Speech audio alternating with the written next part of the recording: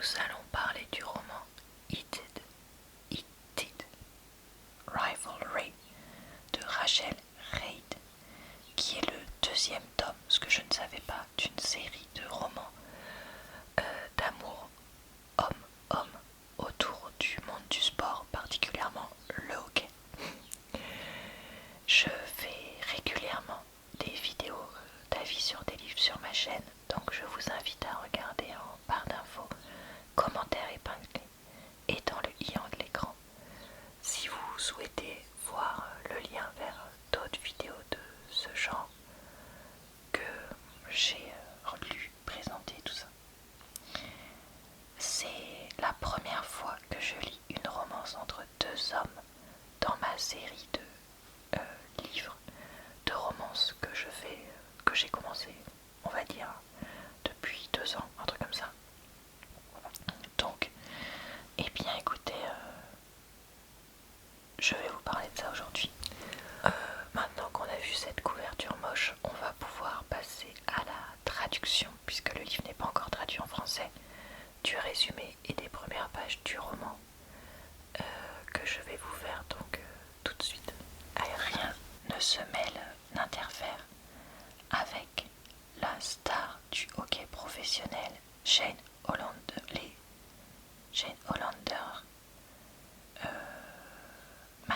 matchs de Shane Hollander.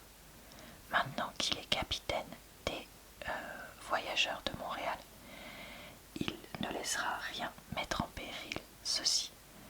Surtout pas, définitivement pas, son rival sexy qu'il aime détester. Le capitaine des Ours de Boston, Ilya Rozanov, est tout ce que Shane n'est pas. Autoproclamé roi de la glace, il est aussi prétentieux que talentueux. Personne ne peut le battre, sauf Shane.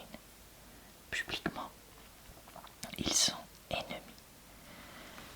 En privé, ils ne peuvent pas s'empêcher de se toucher. Je vais pas lire le dernier paragraphe parce que je trouve qu'il révèle trop de choses sur ce qui se passera dans le livre.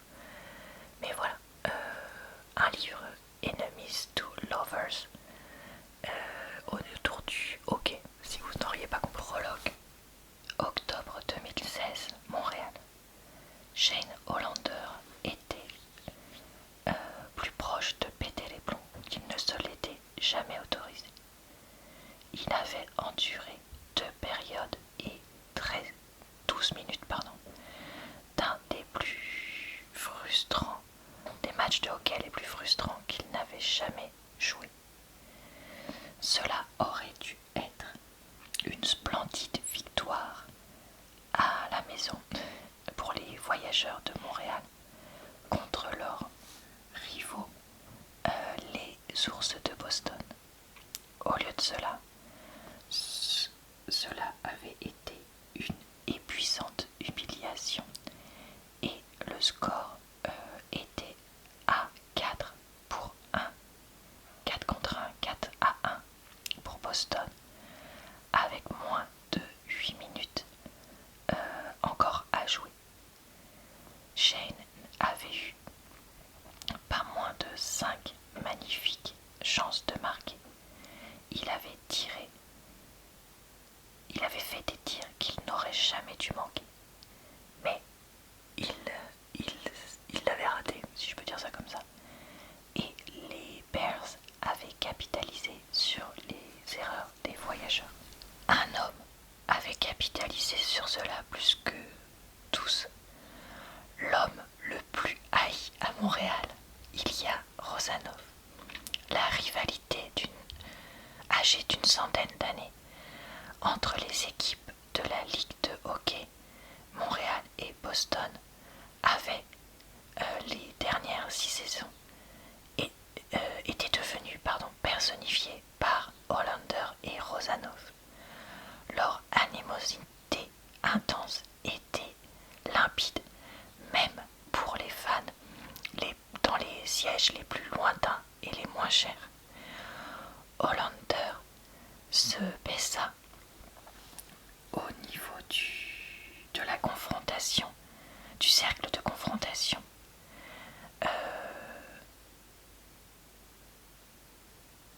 en face de Rosanov, alors que l'arbitre se préparait à lâcher le balai. Après le deuxième but du Russe pour le match.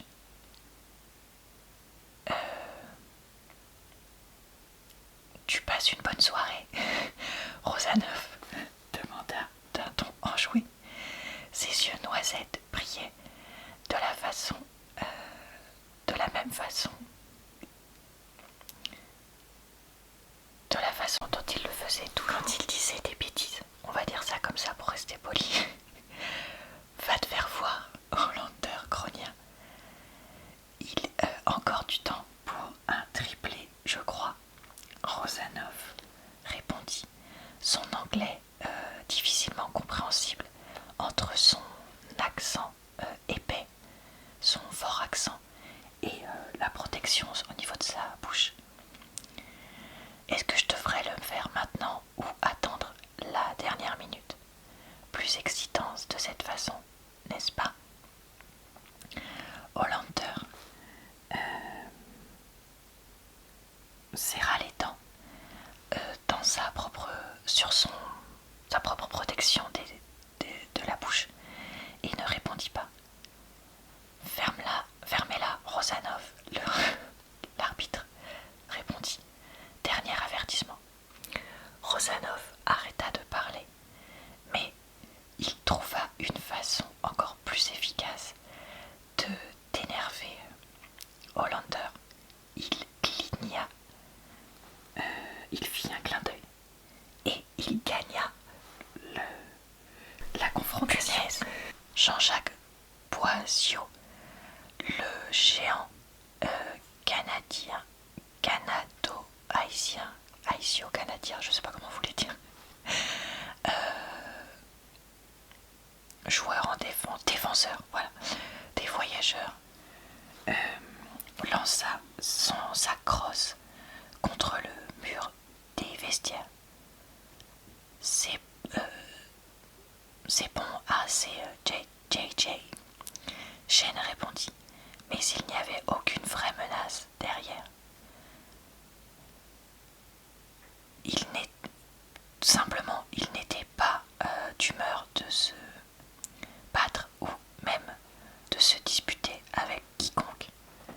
Il s'affala dans sa cabine du vestiaire, son box du vestiaire. Son pote de l'aile gauche, Hayden Pye, était assis sur le banc à côté de lui. Ça va? Hayden lui demanda calmement. Ouais, répondit Shane catégoriquement. Il inclina sa tête en arrière jusqu'à ce qu'elle rencontre le mur froid derrière lui et ferma les yeux. Utiliser le mot passionné tout pour décrire les fans de hockey de Montréal serait trop faible. Montréal adorait les voyageurs à un point absurde.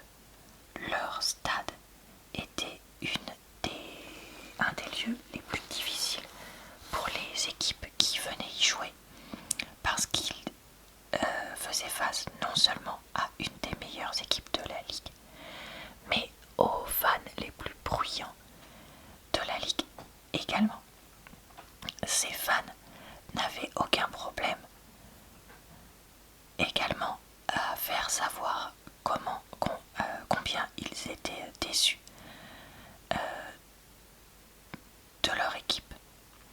Mais quand les fans de Montréal étaient vraiment dévastés, comme ils l'avaient été ce soir, ils étaient presque silencieux. Et c'était le bruit le moins apprécié par Shane Hollander. Voilà, je crois que je vais m'arrêter là pour ma traduction hasardeuse. Et on va passer à mon avis, sachant que je l'ai filmé un jour différent, donc ne soyez pas étonnés d'un changement de luminosité qui arrive. Comme j'ai lu ce livre super vite, je n'ai pas de vlog à vous partager pour celui-ci. J'avais pas le temps, j'étais trop captivée dans l'histoire. Passons maintenant à mon avis sur ce livre. Je suis désolée, mais quand je vois cette couverture, je me dis mais qu'est-ce que c'est nul. Bref, j'ai adoré ce livre. Vraiment, un de mes livres préférés que j'ai lu en romance depuis que je lis de la romance. Alors, comme j'ai dit, moi le fait que ce soit une romance homme et homme ne me gêne absolument pas, mais ne me fait pas fantasmer non plus. Moi je suis quelqu'un de très très ouvert d'un point de vue intime, que ce soit tant que ça est dans le respect de la loi, y compris le consentement, ce qui n'est pas le cas d'un certain nombre de livres de dark romance, hein. Mais bref, et donc ici, lire une romance entre deux hommes ne me posait pas de problème. Au contraire, je vous en avais parlé il y a quelque temps. J'avais cherché à essayer ce type de romance-là pour voir autre chose. Et je cherche aussi à lire des romances femmes-femmes. Ou même non-binaires, on dirait. Oui, je pense qu'on dirait ça. Bref. Donc voilà pourquoi j'ai pris ce livre-là. Alors, qu'est-ce que j'ai aimé dans ce livre? J'ai adoré les personnages principaux, mais vraiment, mais adoré. Après, que ce soit deux hommes ou autre, en fait, ça aurait pu marcher. Mais là, vraiment, on a le russe Ilya, je pense que ça se dit comme ça, qui est vraiment, mais un peu caricatural dans le rôle du pas trop anglophone qui, comment dire, est un côté coureur de jupons très ouvert sur les choses, voilà, pas pour les enfants, etc. La fête, tout, enfin, vraiment tous ces aspects-là, par opposition à Shane, qui est le petit fils à papa-maman, le garçon tout mignon, tout gentil, etc. Et vraiment, l'auteur a réussi de façon exceptionnelle à les faire entrer en contact sans que ça paraisse grossier.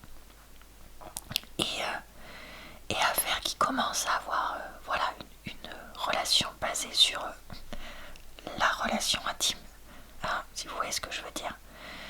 Et donc, j'ai trouvé ça vraiment très bien décrit. Il y aura dans ce livre beaucoup de scènes. Je préfère prévenir, donc c'est pas du tout pour les personnes qui ne devraient pas ou qui ne souhaitent pas lire ce genre de choses-là. Est-ce qu'elles sont écrites correctement ou pas? Malheureusement, là-dessus, je ne peux pas avoir d'avis. Une romance hétérosexuelle, je peux. Une romance homosexuelle, comme ici, je peux pas du tout, puisque je ne connais pas. Et je n'ai pas de proches qui m'auraient détaillé ça de façon explicite pour pouvoir savoir. Donc voilà, je ne pourrais pas dire ce qu'il en est de ça. Et je sais aussi qu'il existe des auteurs qui écrivent des romances homme-homme, comme d'un point de vue fétichisation de ce type de relation. Je ne peux pas vous dire si cet auteur-là est dans ce cas ou pas, et si c'est le cas ou pas, puisque voilà, moi je suis pas à même, en lisant, de dire tout de suite ah oui, c'est le cas ou pas. Je sais qu'il y a des personnes qui savent le faire, voilà. Moi je l'ai vraiment pris comme une romance, comme si j'avais lu, comme j'ai dit, une romance femme-femme ou homme-femme. Vraiment comme deux personnes qui se rencontrent. Et là, le côté deux personnes de même sexe rajoute encore plus la tension et justifie une interdiction de je sais pas si je peux être claire dans ce que je dis, mais voilà, c'est une romance qui est cachée quand on la commence, parce que c'est dans un milieu de sport professionnel, et on sait comme il y a des paroles pour être inclusif mais pas beaucoup d'actes. Donc voilà, je trouve ça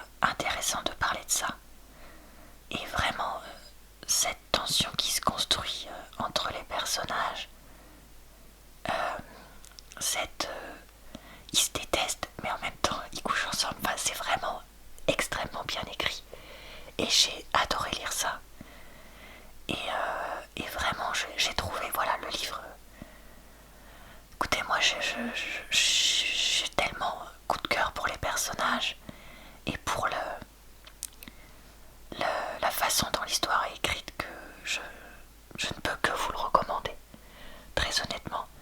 Après, bah voilà, c'est sûr que je pense pas que ce soit un livre qui soit pour tout le monde, du fait des sujets qui soient abordés, clairement. Mais je pense que si, comme moi, vous êtes quelqu'un, voilà, d'ouvert, c'est le genre de livre dont on ne parle pas, enfin j'en avais jamais entendu parler, qui mérite d'être connu. J'ai découvert que c'est le tome 2 dans une série, donc j'ai hâte de lire le 1 et la suite. Apparemment le 1 est un peu moins bien, mais bon. J'ai hâte d'essayer. Et je voudrais lire donc d'autres romans LGBTQ+, dans le futur, comme je disais. Et j'espère tomber sur d'autres livres aussi bien après. Dans ce livre-là, on a un côté... je me rends compte que je suis attirée par le même sexe pour un des personnages. Et donc, j'ai trouvé ça intéressant, mais je me dis que ça peut être parfois probablement mal écrit et brouillon, tout comme dans les relations hétérosexuelles des romans, ce que je disais, il y avait souvent des trucs qui revenaient qui étaient parfois brouillons et pénibles. Dans les choses que j'ai moins aimées, il y avait parfois un peu trop de scènes intimes. Je trouve qu'on aurait pu quand même s'en passer de certaines.